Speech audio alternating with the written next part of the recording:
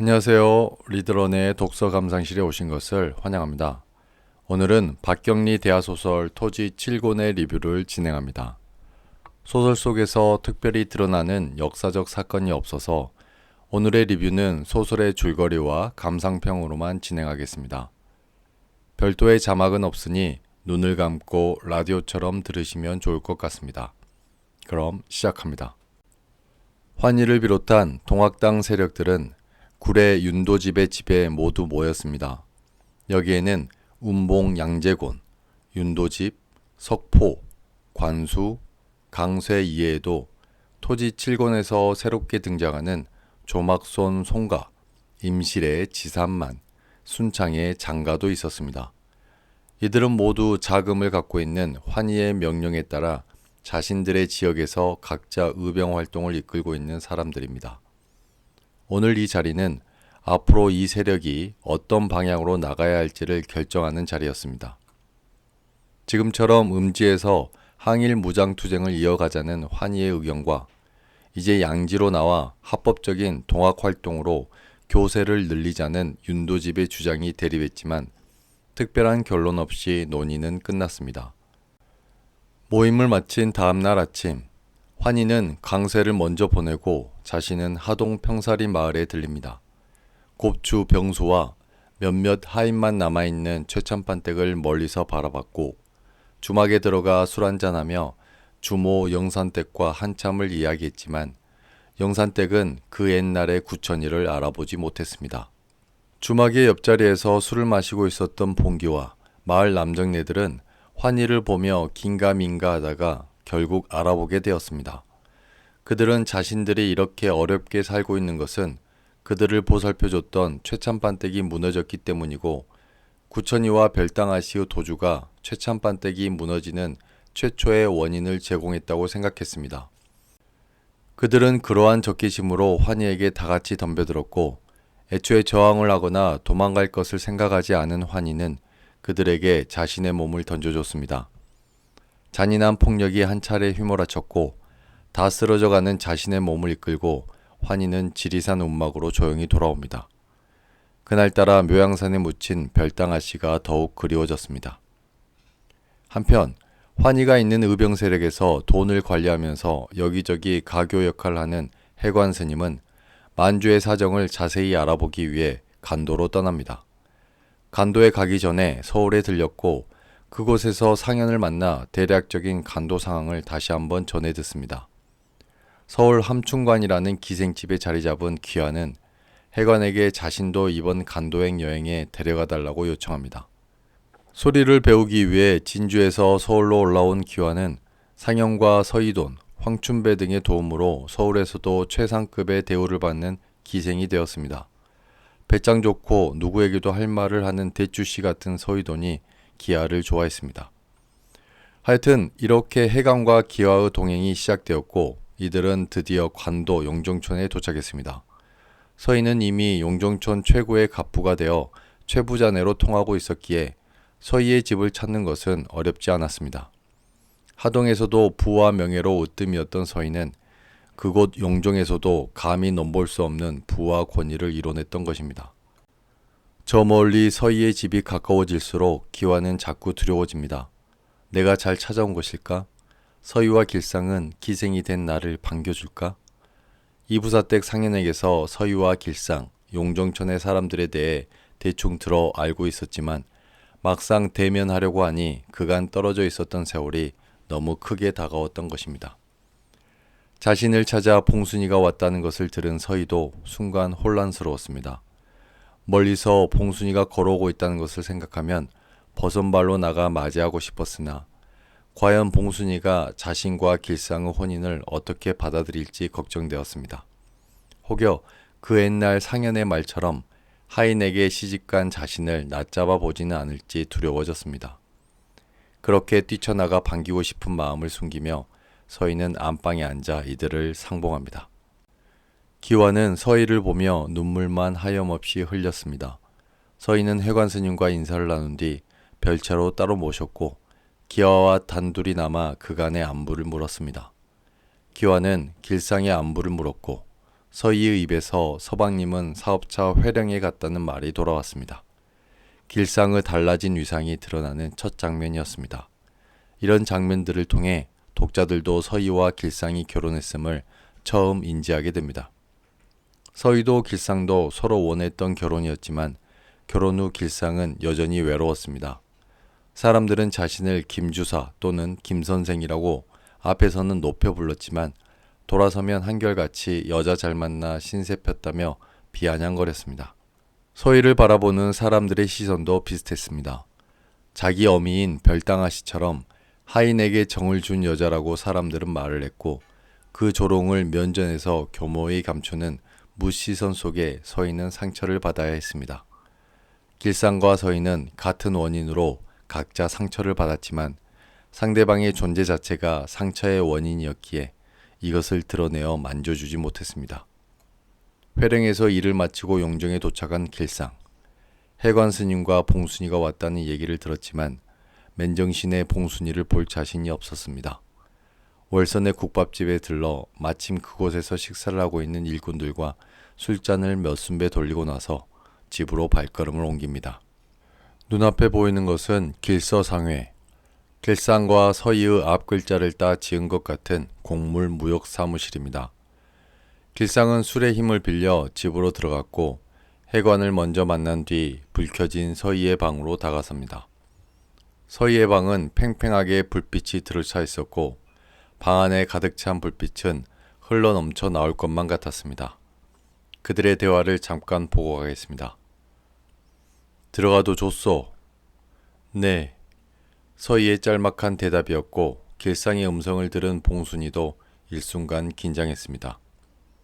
길상이 방문을 열고 들어서자 봉순은 자리에서 일어서서 조용한 음성, 조용한 몸가짐으로 인사를 합니다. 서방님, 오래간만이오. 오래간만이군. 그간 별일 없었겠지? 길상은 엄청나게 변모한 봉순을 보고 놀랐습니다. 왜 별일이 없었겠습니까? 봉순은 배시시 웃으며 말했습니다. 길상은 비로소 서희를 받고 셋의 외양은 평이했으나 한편으로는 누구도 하고 싶은 말을 하지 못했습니다. 미움은 물론 아니었습니다. 그저 옛날로 돌아가지 않으려는 세 사람의 노력이었습니다. 그리고 그 감정에 가장 냉혹한 사람은 바로 서희였습니다. 기화가 용정촌에 온 지 어느덧 10여일이 지났습니다. 해관은 기아를 용정에 두고 김훈장과 함께 길을 떠나 남만주에 있는 삼원보로 떠났습니다. 삼원보는 1911년 신흥강습소가 최초로 설치되었던 곳입니다. 신흥강습소는 독립운동가 이회영, 이동영 등이 설립하였고 이후 신흥무관학교로 이름을 바꾸어 수많은 독립군들을 양성했던 곳입니다. 소설에서는 신흥강습소 얘기는 별도로 나오지 않았고 그저 해관이 애초에 간도에 와서 하려고 했던 일을 하기 위해 김훈장과 함께 삼원보로 갔다는 정도로 짧게 서술합니다. 서희는 기화에게 서울에 있는 조중구에 대해 물었습니다. 기화는 조중구가 광산업을 하기 위해 채짬반댁에서 빼앗았던 땅을 담보 잡히고 돈을 빌리고 있다고 말합니다. 서희는 이제 조중구에게 빼앗겼던 자신의 땅을 되찾아야겠다고 결심하고 공노인을 조만간 서울로 보낼 계획을 세웁니다. 기화는 용의와 영팔이 등이 있는 퉁포술에도 들려 그리웠던 사람들을 만났습니다.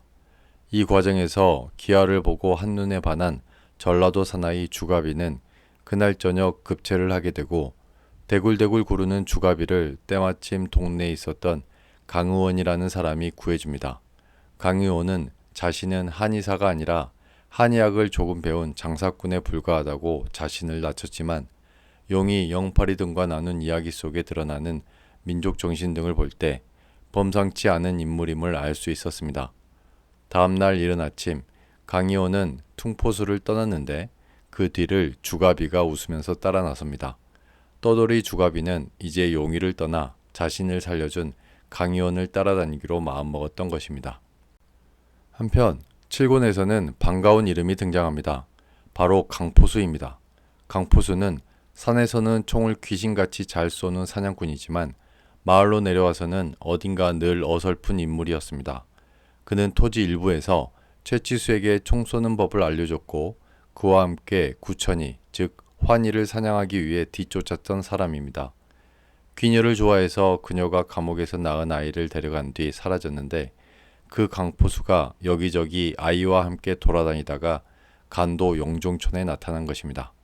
아이의 이름은 두매였고 할아버지 뻘 되는 강포수를 아버지라고 불렀습니다. 강포수는 이곳 돌아가는 사정을 알기 위해 객주집 공노인을 찾아갔고 그곳에서 만난 공노인은 총명하게 생긴 두매가 마음에 쏙 들었습니다. 마침 강포수는 공노인에게 자신은 다시 산속으로 들어가야 하니 아들 두매가 여기서 있을 만한 곳이 있을지 부탁했고 공노인은 상이학교 송장안에게 말해 학교를 알아봐주고 두매를 위해 김훈장이 쓰던 종호집 하숙방을 잡아줍니다. 김훈장은 해간 스님과 함께 삼원보로 가고 없었기 때문입니다. 이제 연해주 연추의 이야기를 해보겠습니다. 전편에서 김두수는 자신의 밀정인 윤희병을 금녀가 있는 연추로 보내 그녀를 데려오라고 명했습니다. 금녀는 자신을 찾아온 윤희병에게 당신을 더 이상 사랑하지 않으며 당신이 김두수의 밀정이 되어 나를 잡으러 온 것을 다 알고 있다고 얘기합니다. 모든 것을 다 알고 있는 금녀에게 윤희병은 더 이상 거짓말을 할 수 없었고 다음날 연추를 떠납니다. 김두수는 더 이상 필요 없이 된 윤희병을 죽여버립니다.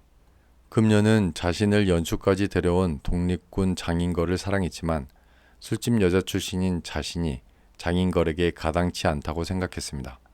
장인걸도 금녀를 좋아했지만 그에게는 독립운동을 하다 자신의 처자식이 일본군에게 살해당했던 아픈 경험이 있기에 더 이상 가족을 만들려고 하지 않았습니다. 이래저래 두 남녀는 서로 애틋한 마음만 간직한 채 지냅니다. 장인걸은 금녀를 시문회라는 부자인 독립운동가에게 소개시켜줬고 그녀는 그의 집에서 가정교사로 지냅니다. 한편 용종촌의 송해는 김두수에게 겁탈당한 뒤 그의 밀정 노릇을 계속합니다. 송해는 월선의 국밥집에서 일을 하며 서희와 길상에 관련된 여러 정보들을 김두수에게 가져다 줬습니다. 길상은 송해가 뭔가를 엿듣는 행동을 여러 번 적발했고 공노인은 송정한 선생으로부터 송해가 김두수와 함께 있는 것을 봤다는 이야기를 들었습니다. 어느 깊은 밤 집을 나서는 송해의 뒤를 공노인과 길상이 조용히 뒤따라갑니다. 송해는 강가 횟집으로 향했습니다. 길상은 송해와 김두수가 같은 방에 함께 있고 김두수가 예전 평살이 거복이임을 은밀하게 확인했습니다. 공노인은 둘이 함께 있는 방을 덮쳐 시집도 안 간 딸에게 뭐하는 짓이냐고 김두수를 몰아붙입니다. 딸 가진 아비로서의 공격이었기에 김두수도 평소처럼 받아칠 수 없었습니다. 헛기침을 여러 번 하고 있는 사이 이번에는 우연히 길을 걸으며 지나가는 길상이가 공노인을 아는 척합니다. 물론 이 모든 게 길상과 공노인의 작전이었죠.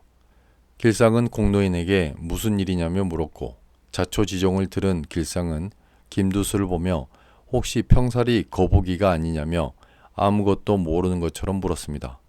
그렇게 은밀히 서로에 대한 정보만 계속 수집했던 두 사내는 처음으로 용종에서 대면하게 되고 공노인과 송해를 보낸 뒤 둘은 밤새 술을 마십니다.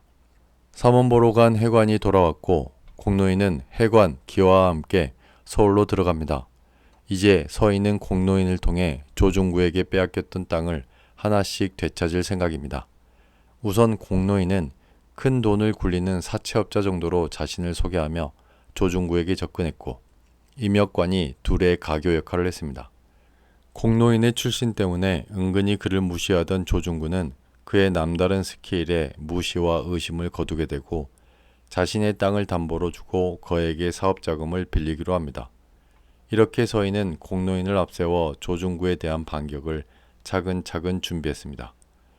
여기까지가 토지 7권의 줄거리입니다. 7권의 내용을 두 개의 사건으로 크게 압축하면 간도에 간 기와와 복수를 시작한 서희 정도로 나눌 수 있습니다. 큰 두 갈래 아래 격가지로 환희의 범주 안에 있는 의병들의 이야기, 김두수의 범주 안에 있는 윤희병, 송해 등의 이야기, 그리고 연해주, 연추의 독립군 범주 안에 있는 이동진, 권필흥, 장인걸, 금녀의 이야기가 전편에 이어 이야기를 덧붙였습니다.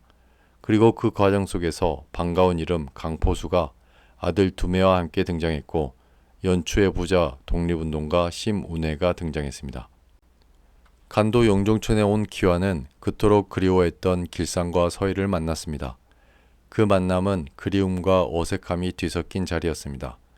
함께 종살이를 하며 오랜 시간을 함께했고 사모하여 혼인까지 생각했던 길상이가 자신이 모셨던 애기씨의 남편이 된 상황. 이것은 비단 기화뿐만 아니라 서희와 길상이 갖고 있던 뒤섞인 마음의 배경이기도 했습니다. 그래서 길상은 기화가 영종에 왔다는 얘기를 듣고도 한걸음에 달려오지 못했고 서희는 종의 아내가 된 자신의 위엄을 애써 지키기 위해 버선발로 맞이하지 못했던 것입니다. 기화에게서 조중구에 대한 이야기를 들은 서희는 이제 조중구에 대한 복수를 시작합니다. 작가는 용정에서 서희의 몸집을 충분히 키워줬고 서희 옆에 경험 많고 노련한 객주집 주인 공노인을 포진시켰습니다. 저는 공노인이라는 캐릭터가 어쩌면 조중구에 대한 반격을 생각하고 처음부터 만들어진 것은 아닐까 생각이 들었습니다. 아무래도 평사리 사람을 내세워 조중구에게 복수하기는 어려울 테니까요. 여하튼 공노인을 앞세운 서희의 공격은 이제 시작되었습니다. 다음 8권에서는 완벽한 공격을 위해 더욱 짜임새 있게 조직망을 구축할 것 같은데 기대가 되는 포인트입니다. 오늘은 여기까지 하겠습니다. 유익하셨다면 구독, 좋아요, 알림 설정 부탁드립니다. 감사합니다.